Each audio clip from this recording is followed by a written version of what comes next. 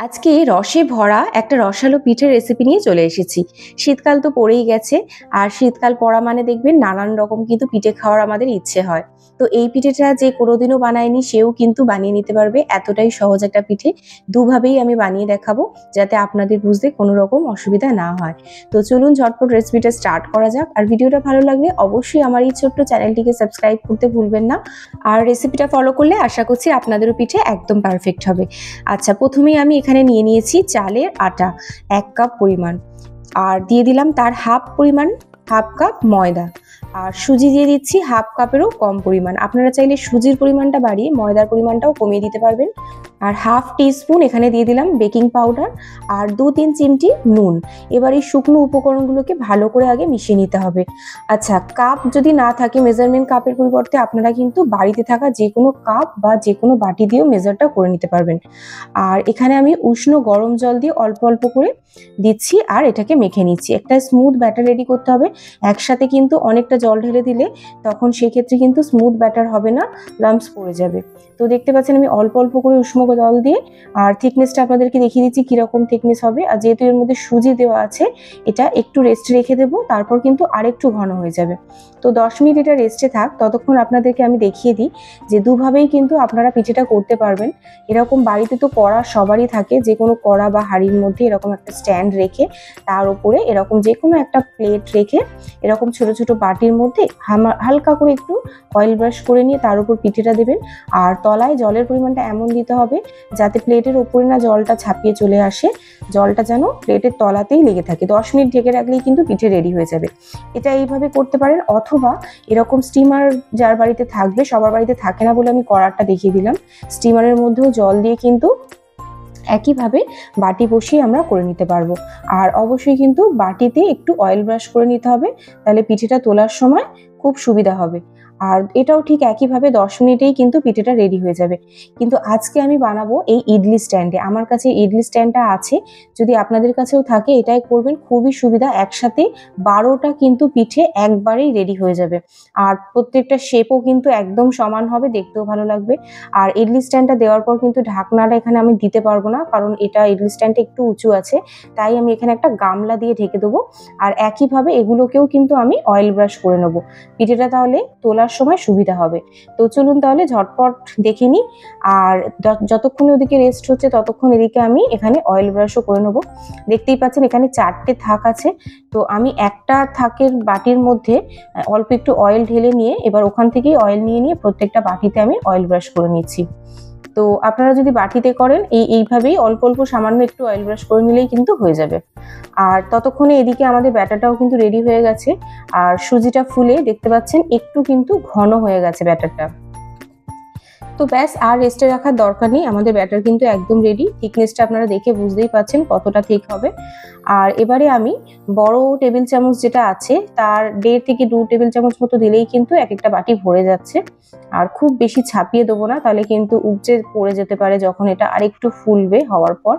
আর প্রত্যেকটা বাটিতেই আমি ওই একই পরিমাপ করে পরপর সাজিয়ে দিচ্ছি।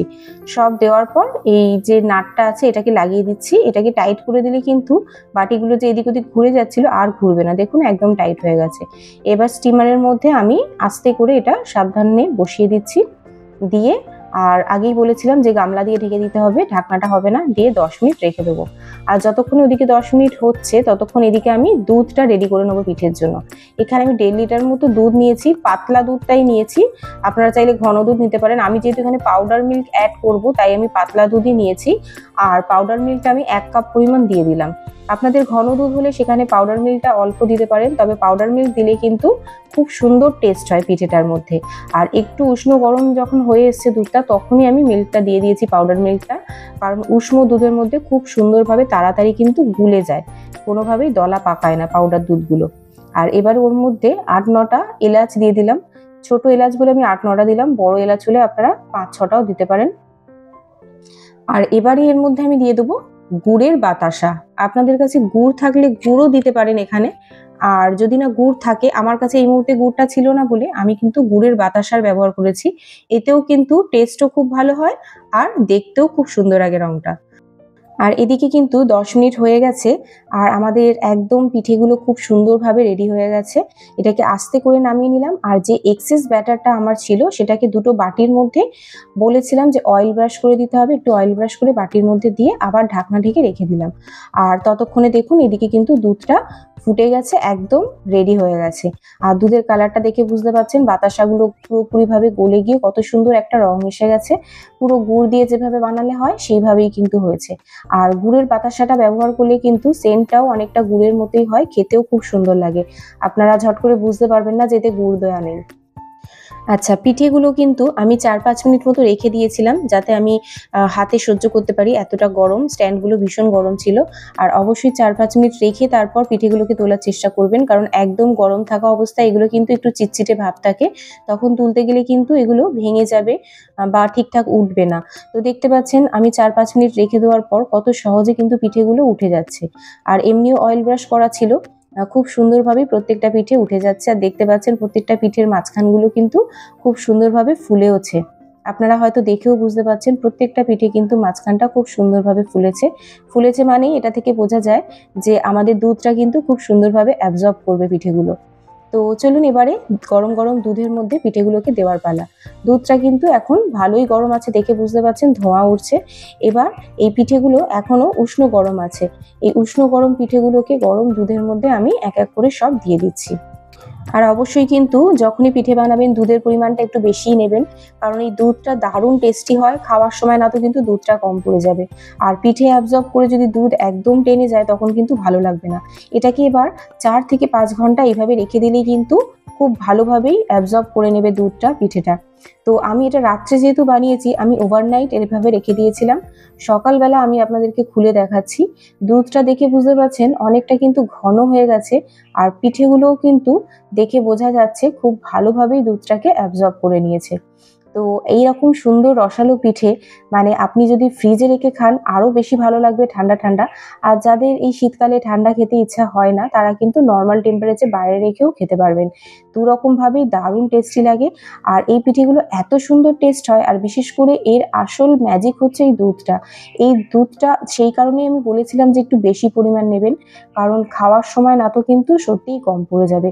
দারুণ সুন্দর একটা মালাইদার আর গাঢ় দুধ কিন্তু এখানে রেডি হয়ে গেছে। আর তার সাথে সাথে খুবই রসালো একদম একটা রসে ভরা টইটুম্বুর পিঠেও রেডি।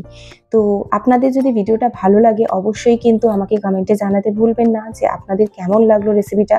আর রেসিপিটা ভালো লাগলে অবশ্যই আপনারাও কিন্তু ট্রাই করবেন। আশা করছি আপনারাও কিন্তু পারফেক্ট রেজাল্ট পাবেন। এবার আপনাদেরকে আমি একটা পিঠে কাছ থেকেও দেখাচ্ছি। প্রত্যেকটা পিঠে কিন্তু একইভাবে খুব সুন্দরভাবে রেডি হয়ে গেছে আর খুব ভালোভাবেই দুধটাকেও অ্যাবজর্ব করেছে। আর আমি যেহেতু ইডলি স্ট্যান্ডে করেছি প্রত্যেকটা পিঠের শেপও কিন্তু একই সমান হয়েছে, তাতে দেখতে আরও সুন্দর লাগছে। আর তাছাড়াও আপনারা, আমি তো আগেই বলেছি, আপনারা বাটিতেও এটাকে সেট করে নিতে পারবেন। এই ভাপা পিঠে কিন্তু যে কোনোদিনও বানায়নি সেও কিন্তু এক চান্সে বানিয়ে নিতে পারবে, এতটাই সহজ একটা পিঠের রেসিপি। আর পিঠে বানানো অনেকেই মনে করে অনেক কঠিন, কিন্তু এই রেসিপিটা দেখার পর প্রত্যেকেরই ইচ্ছা হবে যে একবার হলেও বানিয়ে খাই। আর শীতকাল মানেই তো নানান পিঠের সম্ভার। তো আমি বলবো অবশ্যই আপনারা একবার ট্রাই করে দেখুন। ভিডিওটা ভালো লাগলে অবশ্যই কিন্তু আমার চ্যানেলটিকে সাবস্ক্রাইব করতে ভুলবেন না, আর পাশে থাকা বেল আইকনটি চেপে অল নোটিফিকেশনটা অন করে রাখবেন যাতে আমার ভিডিও ছাড়ার পর সবার প্রথম আপনাদের কাছে পৌঁছে যায়। তো এরকমই নতুন নতুন রেসিপি নিয়ে আবার চলে আসবো আপনাদের কাছে। ততক্ষণ সবাই খুব ভালো থাকবেন, সুস্থ থাকবেন, সাবধানে থাকবেন। আর আমার নতুন নতুন রেসিপি আপনারা ট্রাই করতে থাকবেন। আর অবশ্যই কিন্তু আমাকে কমেন্টে জানাতে ভুলবেন না। আর ভিডিওটা আপনাদের বন্ধু বান্ধব আত্মীয় স্বজনের সাথে শেয়ার করে দেবেন। তাহলে আজকের মতো এতটাই, আবার দেখা হবে, টাটা।